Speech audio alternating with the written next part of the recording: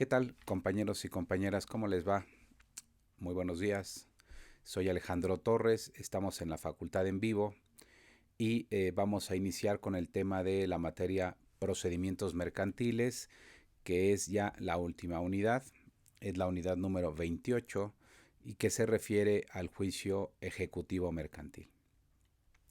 Ya tenemos una visión general de todo el derecho procesal mercantil, por lo que únicamente nos quedaría referirnos en lo general a este procedimiento, porque los conocimientos ya los tienen ustedes.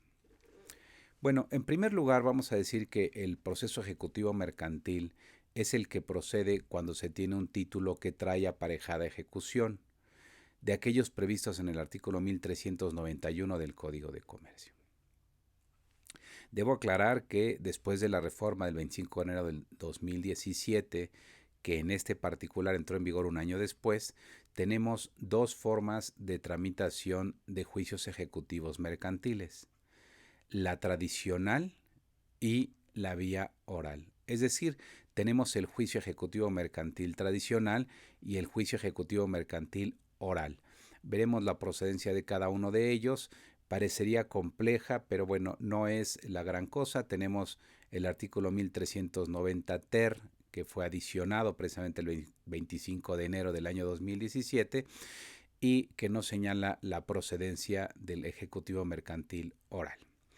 Bien, vamos a seguir con el temario para no desviarnos.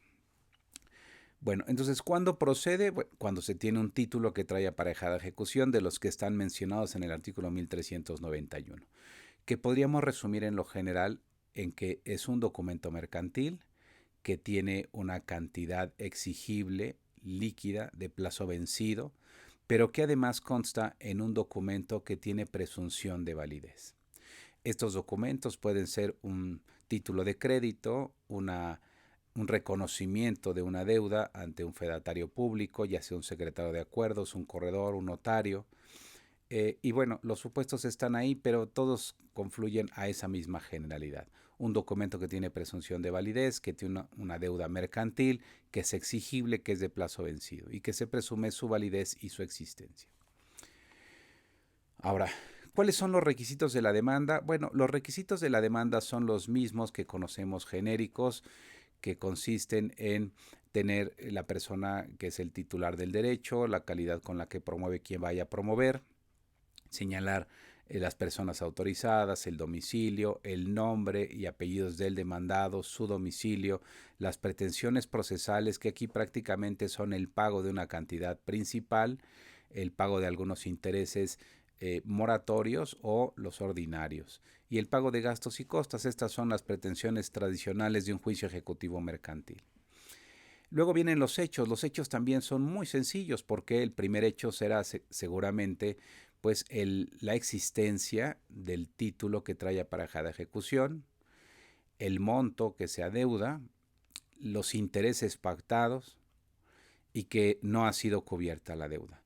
Prácticamente esos serían los hechos de un juicio ejecutivo mercantil, por eso son pues interesantes. Sin embargo, platicaremos cuáles son los problemas que tiene este procedimiento y no en la ley.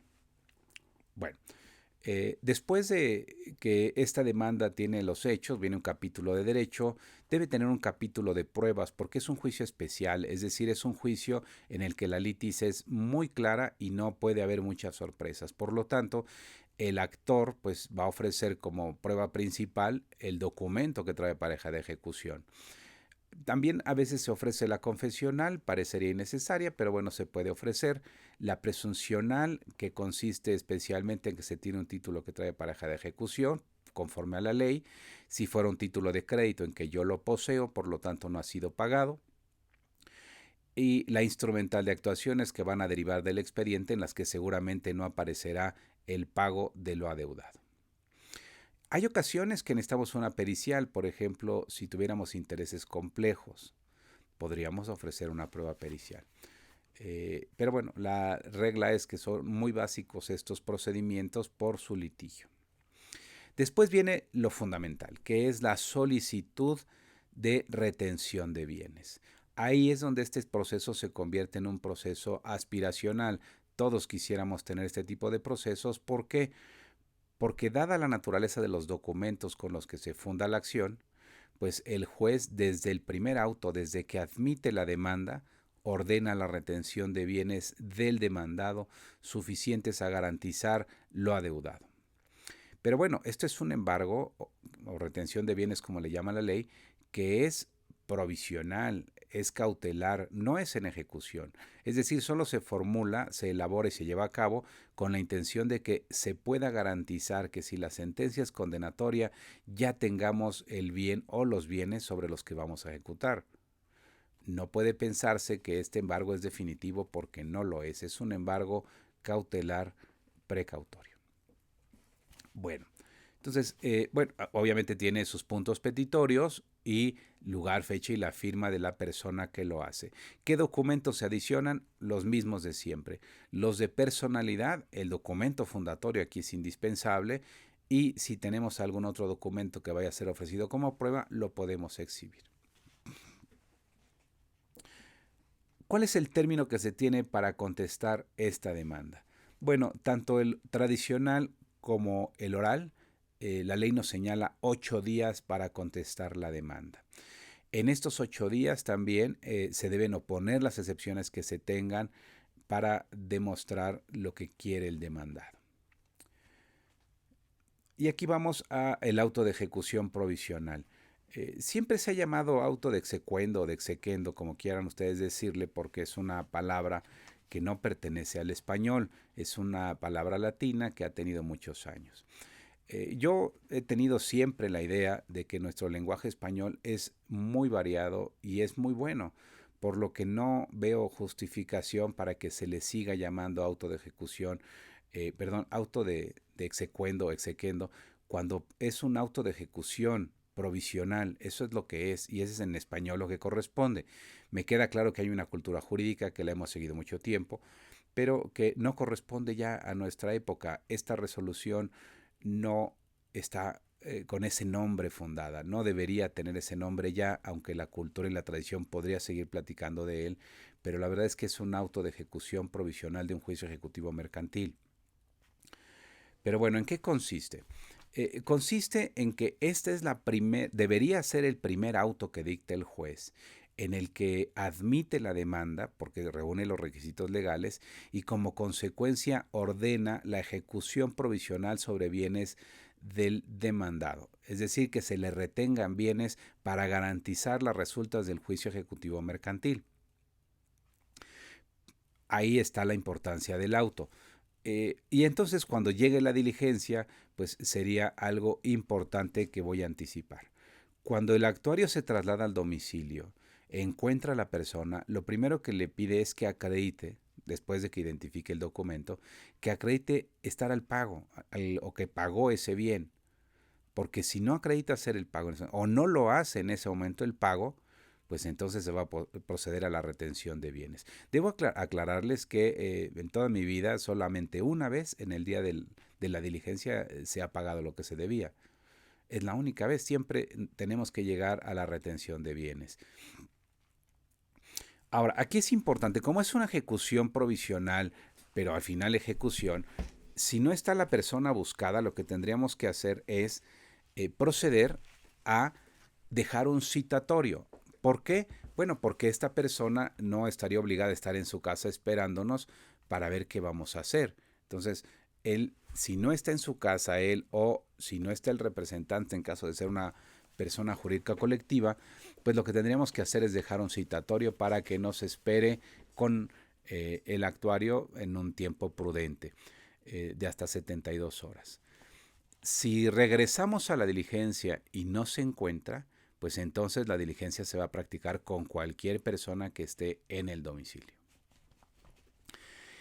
Y como no está o no, seguramente no va a atender el citatorio el deudor, pues será el ejecutante, es decir, el actor, quien pueda designar los bienes que van a ser retenidos. Y aquí es donde viene el gran tema. ¿Por qué? Bueno, el gran tema viene por lo siguiente. Este juicio tiene esa gran virtud de poder retener bienes desde que se admite la demanda prácticamente. Pero el gran problema para el país es que tenemos una cultura pues no muy apegada al derecho, y eso genera que muchos bienes no estén a nombre de la persona que los ha adquirido, sino pues que a lo mejor sean de la abuela, del papá, de un hermano, de un compadre o de alguien, y no aparecen a nombre de quien es el que lo detenta, que además se ostenta como propietario. El ejemplo más sencillo pueden ser los automóviles. Es muy difícil en México que la gente ponga el automóvil a su nombre. Lo tiene a su nombre cuando lo sacó con crédito, y lo mismo pasa con los inmuebles. Entonces, ahí el tema es que están con una deuda. Entonces, sí lo puedo retener, sin embargo, hay un acreedor preferente que no soy yo. En el caso de los bienes inmuebles están hipotecados, entonces el acreedor hipotecario es el que es preferente. Entonces, aunque yo lo inscriba el embargo, pues simplemente lo que haría es ponerme en la lista de espera a ver si paga la hipoteca, y en su caso no hay un remanente. Si hubiera un remanente, pues a lo mejor me corresponderá, pero si no lo hay, que es lo usual, pues entonces no fue un bien que me garantizara. Necesitamos ser investigadores, los abogados, los despachos de abogados para los juicios ejecutivos mercantiles, pues nuestro primer paso sería investigar qué bienes están a nombre del deudor, porque de otra manera me enfrentaré a un proceso exitoso, entre comillas. ¿Por qué entre comillas? Porque voy a tener una sentencia de condena, pero que no va a ser ejecutable. Y me queda claro que todos los clientes quieren su dinero, no quieren una sentencia, quieren que les paguen. Entonces, si no les pagan, pues el abogado no tuvo el éxito que se esperaba. Ahora, a veces de manera clara, evidente y consensuada, se hace el procedimiento sabedor de que no se va a obtener, porque lo que se requiere es una sentencia ejecutoria y varios intentos de ejecución para que se convierta en un pasivo para la empresa, y entonces sea un pasivo demostrable. Es decir, una empresa vende un producto, no se le paga, se lleva el juicio, se intenta cobrar y se intenta cobrar y no se puede cobrar. Entonces se le puede informar a la autoridad hacendaria que hay una pérdida fiscal porque se vendió un producto que no se pagó y que se intentó cobrar por todos los medios. Esta es una única posibilidad de llevar un juicio sabedor de que no se va a cobrar, para que se justifique el pasivo fiscal. Pero bueno, esto, yo insisto, no es lo que esperan las empresas. Las empresas lo que esperan, y las personas, es que les paguen lo que se les debe. Entonces, bueno, aquí la diligencia de embargo consistirá en que nos traslademos al domicilio, encontremos a la persona o dejemos citatorio para que nos espere, y se le requiere el pago, que acredite haber hecho el pago. Si no, pues se le pide que designe bienes de su propiedad suficientes para garantizar lo que adeuda. Usualmente la persona decide no designar ninguno, y entonces el derecho pasa al ejecutante, al actor, y él es el que va a señalar los bienes. Pero los debe señalar ya con evidencia de que están a nombre de la persona. Por ejemplo, decirle: vamos a embargar tal inmueble y aquí está el folio del registro público para que en él se inscriba. Porque si no lo hacemos de esa manera, pues la posibilidad de cobrar será remota. Hay algunas opciones que siguen algunos abogados. Una de ellas es: me reservo el derecho a designar bienes. ¿Por qué? Porque no hicieron la investigación. Entonces, pues ya el secretario actuario asentará que se reservó el derecho. Hay otros abogados que deciden señalar que retienen todo lo que por hecho y derecho le corresponda a la persona, y pues lo designarán con posterioridad. Entonces, bueno, cada abogado hará su chamba, pero yo creo que la más importante es que se haga una investigación para que el día de la diligencia de embargo se lleve lo necesario para identificar el bien o los bienes que van a ser retenidos. Y en su caso, las herramientas para la sustracción, porque a lo mejor vamos a retener un automóvil, nada más que lo más posible es que no nos den las llaves, entonces tenemos que llevárnoslo con grúa. Y también podría pasar con alguna maquinaria, que nos digan: bueno, pues ahí está esa máquina, nada más que esa máquina pesa 10 toneladas. Entonces yo tengo que ir preparado mentalmente para saber qué necesito y tener la operatividad para poder sustraer ese bien. Porque aquí tenemos una diferencia importante entre un embargo o retención de bienes y un secuestro de bienes. Yo puedo secuestrar los bienes, es decir, están grabados por el embargo o retención de bienes, pero los sustraigo de ese domicilio y me los llevo. Quedo como depositario o designo un depositario. ¿Para qué? Para que el deudor pues no esté tranquilo disfrutando de ellos pensando que siguen siendo de él de manera libre.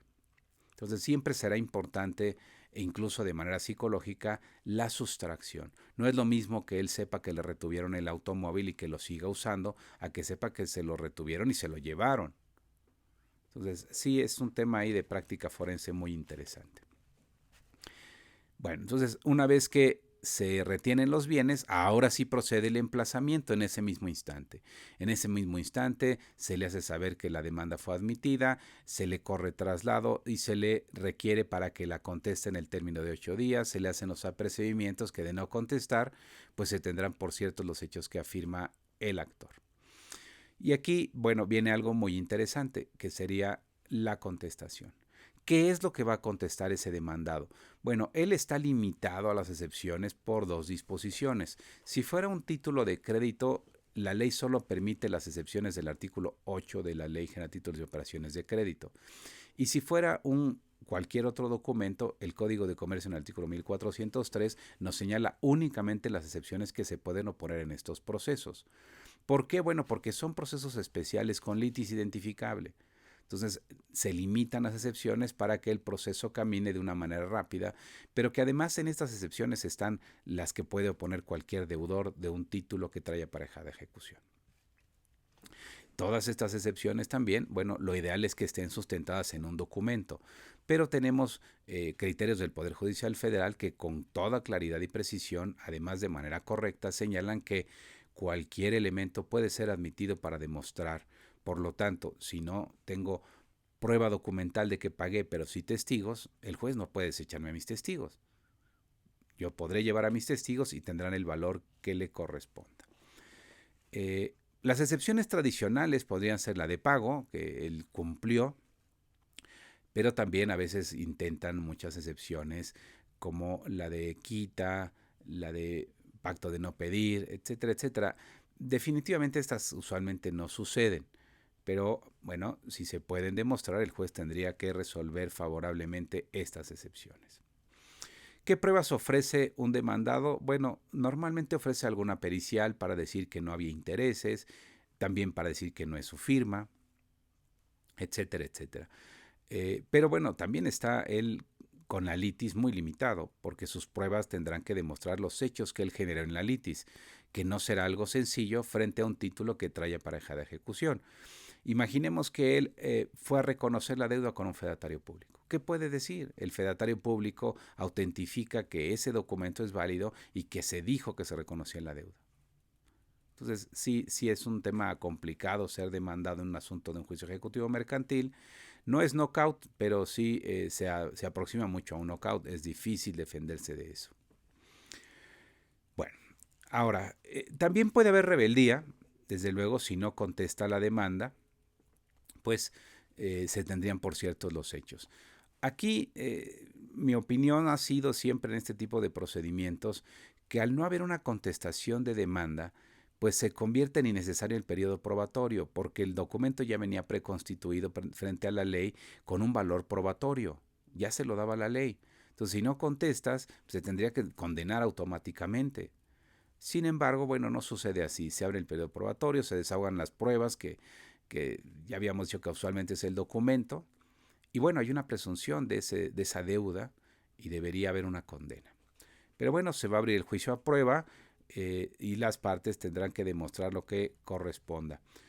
Recuerden que en la demanda ya van las pruebas y en la contestación también. Por lo tanto, una vez que se contesta la demanda, únicamente se abre la dilación probatoria para que se reciban las pruebas ya ofrecidas. Es decir, el juez admite inmediatamente las pruebas que correspondan, desecha las que no corresponden y señala la fecha de audiencia.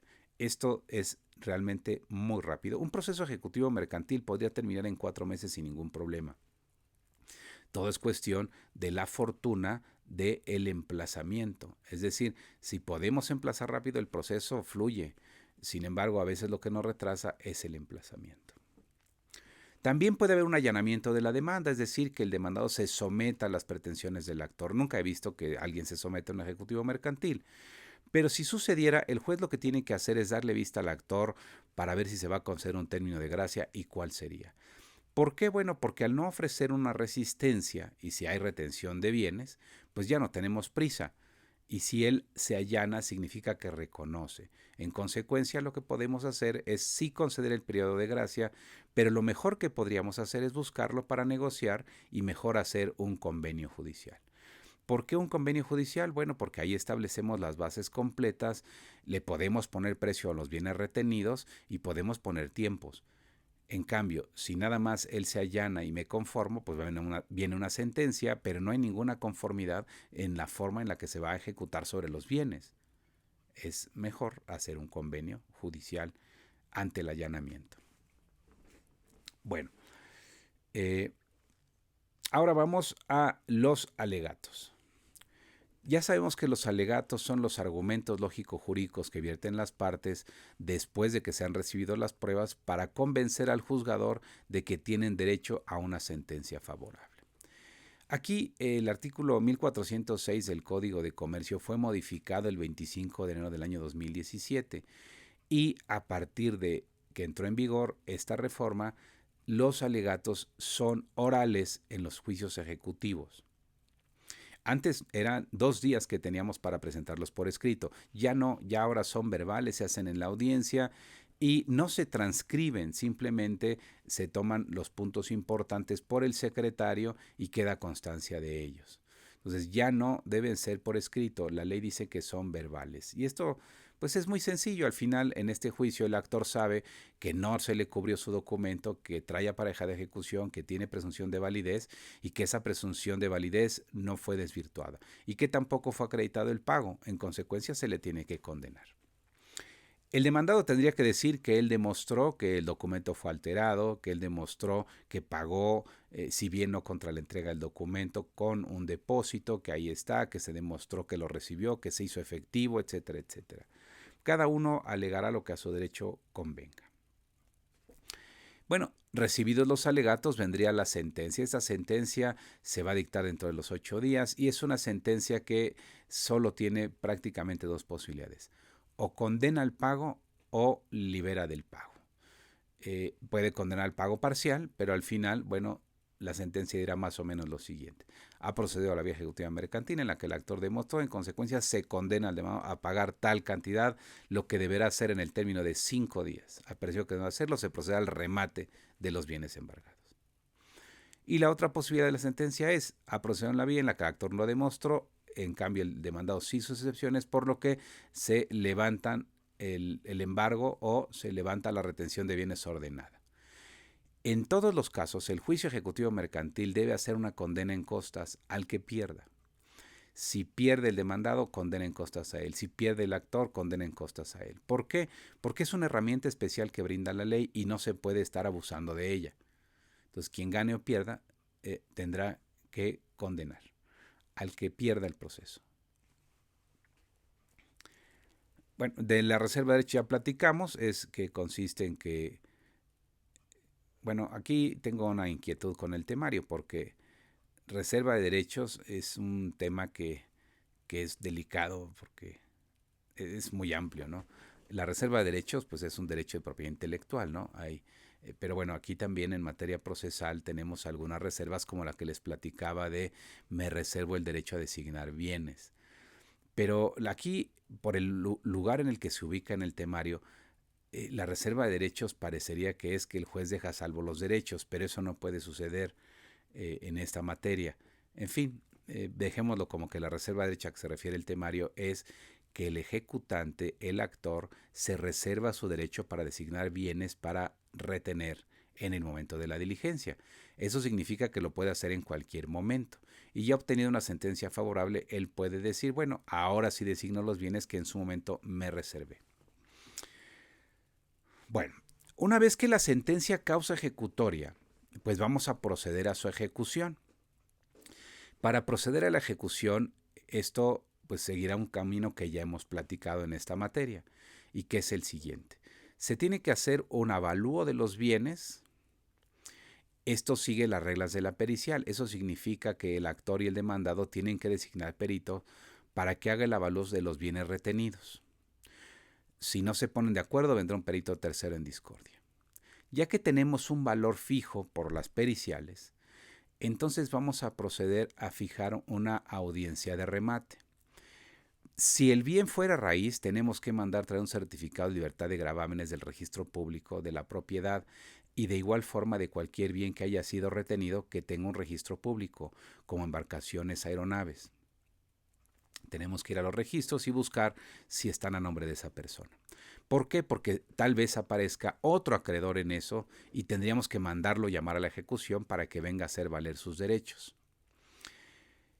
Hay que recordar también la reforma al 1412 bis del Código de Comercio que nos permitió desde el 2003, la adjudicación directa. Es decir, si los bienes que yo retuve son de valor menor a lo que me debe, entonces me los puedo quedar sin pasar al remate judicial. Es una adjudicación directa. Y esta adjudicación tiene como finalidad pues no estar perdiendo el tiempo ni dinero, sabedor de que ya lo que tú retuviste pues te puede satisfacer en una parte lo que se te debe. Si excede el precio, pues lo que se podría hacer es una negociación. No está en la ley, pero está en la lógica. Vamos a pensar que te embargué un bien que vale 3 millones y me debes 2 millones y medio. Pues podemos negociar ese medio millón de diferencia para que yo me quede con el bien, te puedo pagar tu dinero. Sería algo útil y muy práctico. Pero bueno, necesita la voluntad también del ejecutado. ¿Cómo vamos a preparar el remate? Bueno, para que se prepare el remate, pues tenemos que convocar postores. Eso significa que tenemos que hacer llamamientos abiertos, como los establece la ley, para que muchas personas se enteren y vengan a pujar, así se llama, y hagan posturas legales para que puedan participar en el remate. ¿En dónde se van a publicar? Bueno, depende del bien. Si son bien raíz, pues se tiene que publicar en la tesorería del lugar en el que esté el bien, porque si no está en la Ciudad de México tendríamos que girar un exhorto para que donde está el bien se publiquen esos edictos. Pero también se ponen en los estrados del juzgado, en el pizarrón que tiene el juzgado para ese fin, ahí se pegan también y se mandan publicar en diarios de circulación, importante para que la gente se entere y pueda llegar. Una vez que se publican estos edictos, que deben ser varios edictos separados por días, estos edictos, a partir de que son publicados, cualquier persona puede pedir el expediente para revisar el avalúo y en su caso el título de propiedad. Entonces, esto es importante que lo sepan, porque luego la gente dice, bueno, ¿yo cómo sé? Pues puedes ir. Y también les anticipo que hay empresas fraudulentas, la gran mayoría, que supuestamente ayudan a las personas a adjudicarse bienes y les cobran un porcentaje. Eso a mí me parece inadecuado, pero bueno, hay quien lo hace y se divierte con eso, pero la mayoría son defraudadores. Cualquier persona que quiera participar en un remate puede hacerlo y sería mejor que contrate él a un abogado que lo acompañe. ¿Para qué? Para que vayan a ver el expediente, vean el avalúo, vean el título, vean los gravámenes que puede tener y especialmente para que comparezca en tiempo con el billete de depósito que le pide la ley del 10% del valor del avalúo. Y entonces a partir de ahí él pueda ser tomado en cuenta como un postor. A partir de los edictos cualquiera puede ver el expediente, pero ya una vez que eres postor, pues tienes acceso a estar presente en la diligencia y participar en la diligencia de remate. Si no se concreta tu postura, pues entonces el día de la diligencia te devuelven tu billete de depósito para que quede liberado tu dinero. Pero si tú eres el que resulta el beneficiario de la diligencia de remate, pues te corresponde exhibir la cantidad que falte para cumplir el pago. Hay que aclarar aquí que siempre un remate sale a las 2/3 partes del valor del avalúo, pero la postura legal es el 10% del valor del avalúo. Entonces el inmueble puede ser rematado en el 66% de su valor y te restará exhibir la otra parte, pero el 10% ya estaba exhibido. Bueno, una vez que sucede la diligencia de remate y se logra, pues se pasa a sentencia para que se dicte la sentencia de remate y adjudicación. Pero puede suceder también que en esta audiencia pues no haya un postor, entonces tendríamos que citar a una segunda almoneda. Y ahí tendría que bajar el costo del precio y así seguiríamos muchísimo tiempo hasta que tal vez venga una adjudicación directa. Bueno, eh, el juicio ejecutivo mercantil entonces terminaría en una sentencia de adjudicación, en donde el juez haga propietario a otra persona del bien que fue retenido. Y pues posteriormente, si fue un bien raíz, tendríamos que ir a ponerlo en posesión, para que, incluso con el uso de la fuerza pública, para que él disponga del bien. Aquí nos vamos a encontrar con un tema de la práctica forense que pues está muy explorado, y es que los jueces no te dan la posesión hasta que no está la escritura de adjudicación. Entonces tendrás que hacer tu escritura de adjudicación, pagar tus impuestos, y una vez que lo tengas, el juez te va a poner en posesión de ese bien. Es un tema de práctica forense que ha estado vigente siempre. Y bueno, ya por último serían los incidentes en el juicio ejecutivo. Esto no tiene ninguna diferencia. Todos los incidentes en materia mercantil se tramitan de la misma manera, que es con demanda incidental, con capítulo de pruebas. Si se tienen que desahogar, hay audiencia incidental. Se da vista con la demanda incidental por 3 días a la contraparte, y nada más se desahogarán sus pruebas para que después venga una sentencia interlocutoria. Así son todos los incidentes en materia mercantil, no importa que sea un juicio ordinario o que sea un juicio ejecutivo. Bien, con este tema, compañeros y compañeras, estamos pues terminando el temario de la materia procedimientos mercantiles. Siempre que yo termino un curso, pues me gusta compartir con ustedes algunas reflexiones. Y bueno, el hecho de que no estemos presenciales, pues no me impedirá hacerlo. ¿Por qué? Bueno, porque yo estoy muy orgulloso de la universidad a la que pertenezco, y siempre que termino un curso los invito a que recuerden que esta universidad es una universidad muy importante en el mundo, porque es una universidad gratuita, es una universidad que se ganó con el esfuerzo y la lucha constante de miles, si no es que de millones de personas durante muchísimos años. Es una universidad pública que nos ha permitido a muchos, yo me incluyo, poder tener una vida digna a través de tener una profesión. Y eso se convierte en un orgullo, pero también en una gran responsabilidad. Nosotros todos estamos terminando nuestros estudios, y algunos, prácticamente espero que todos y todas, se titulen, y entonces van a ser egresados de una de las mejores universidades del mundo, y así tenemos que decirlo. Y como tal, estaremos obligados a resarcir todo ese beneficio que hemos recibido. ¿Cómo lo vamos a hacer? Bueno, de muchas maneras. La principal es ser personas preparadas y honestas, porque nosotros recibimos la instrucción que estamos recibiendo por toda la sociedad, por todas las personas que pagan sus impuestos y que permiten que la universidad siga funcionando. Entonces tenemos que regresarle a la sociedad toda esa formación que nos han dado. Yo estoy seguro que muchos de sus profesores además han tenido mucha ética con ustedes y les han infundido valores en las sesiones que han tenido. Por eso, compañeros, sean orgullosos de la universidad, pero también sean responsables con la universidad. No pueden tomar un asunto para el que no están preparados, no pueden avisarle al cliente que no llevan de esos asuntos. Tienen que ser sensatos. Esto es muy importante para el país y para la universidad. Y tenemos que prepararnos. Sería terrible que no estemos preparados, que vayamos a las audiencias sin estar preparados. No podemos hacer eso. Vamos a prepararnos, vamos a leer libros de derecho de nuestras materias, vamos a leer la ley. Constantemente hay que leer la ley, porque a lo mejor cuando la leímos la primera vez no lo entendimos o pasó desapercibido. Pero también hay que leer la jurisprudencia, la doctrina, los tratados internacionales. Hay que estar al día en todo, compañeros. Es parte de ser universitario.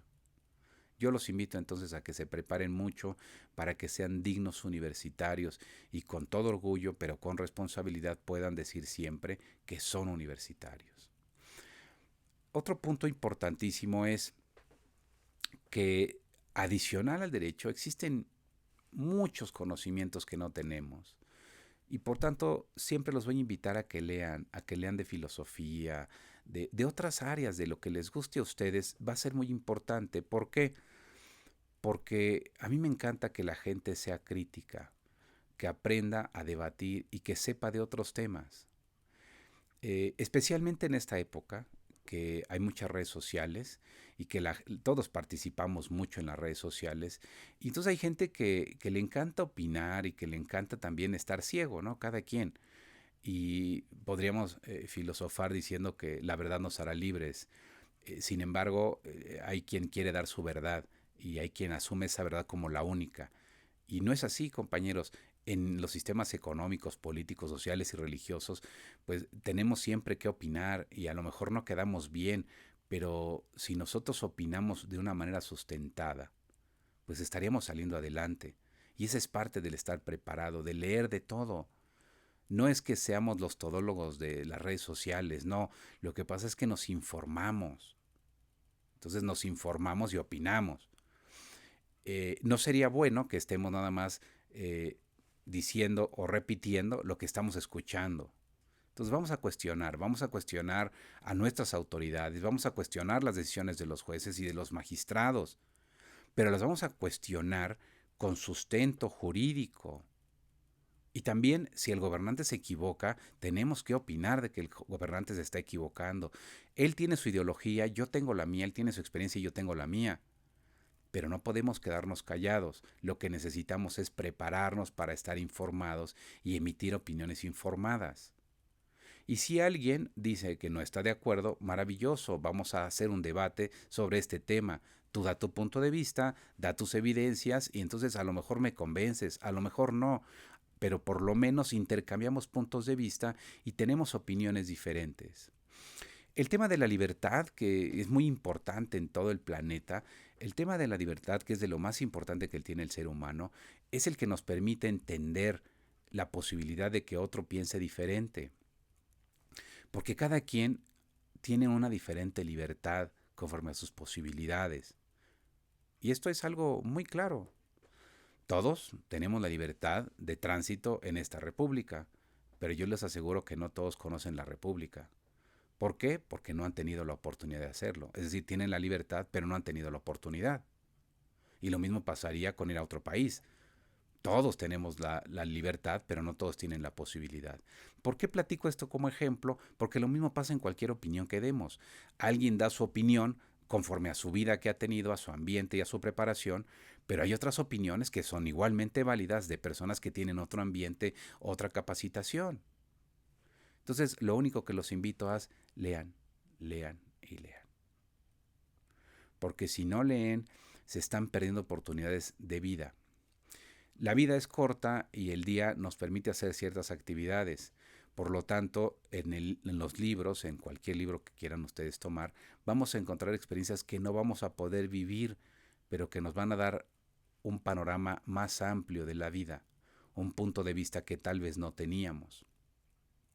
Entonces, compañeros, la verdad es que hay muchas cosas siempre que decir en este fin de cursos, pero pues hoy solamente quiero compartir con ustedes esos dos puntos. Ojalá los tomen en cuenta y por favor terminen sus estudios, hagan su tesis. Yo invito a que hagan tesis, de verdad, incluso me ofrezco con muchísimo gusto a dirigir tesis. Y bueno, pues si no, hagan diplomado. El chiste es titúlense. Esto es importantísimo para ustedes y después para la sociedad.